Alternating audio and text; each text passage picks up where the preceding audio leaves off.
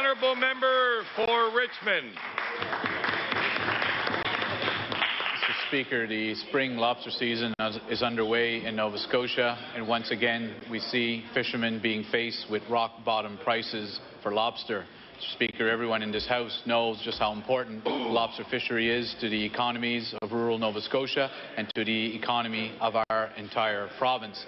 As we speak, Mr. Speaker, fishermen in Guysborough, Antigonish and Pictou counties are tying up their boats in protest over low lobster prices. So my question is the Minister of Fisheries and Aquaculture concerned by the low prices for lobster for Nova Scotia fishermen, or better yet, does he have any plan to address low lobster prices in Nova Scotia?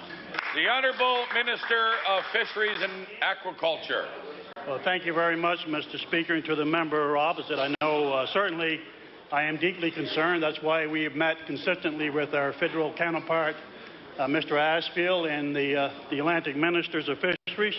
And I can tell you that we also have made a presentation to Ottawa recently in early February. I suggest the members opposite on both parties get that presentation. And I'd love to have the opportunity to talk about diversifying the fisheries and creating more jobs in the rural communities. And certainly this is something that's very important to us.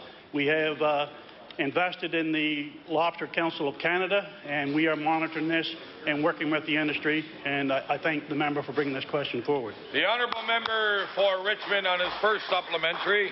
Mr. Speaker, we're hearing of prices such as $3.75 a pound. Mr. Speaker, we all know that anything under $5 is basically such that fishermen cannot make ends meet. As I said earlier, we all know the important role this plays in the economies of rural Nova Scotia and in the economy of the province. Any time that lobster prices are low, it not only affects the fishermen, it affects the growth of our province and the revenues of our province. So again, I ask the Minister of Fisheries, what plan does he have in place to address the low price of lobster in Nova Scotia? The Honourable Minister of Fisheries and Aquaculture.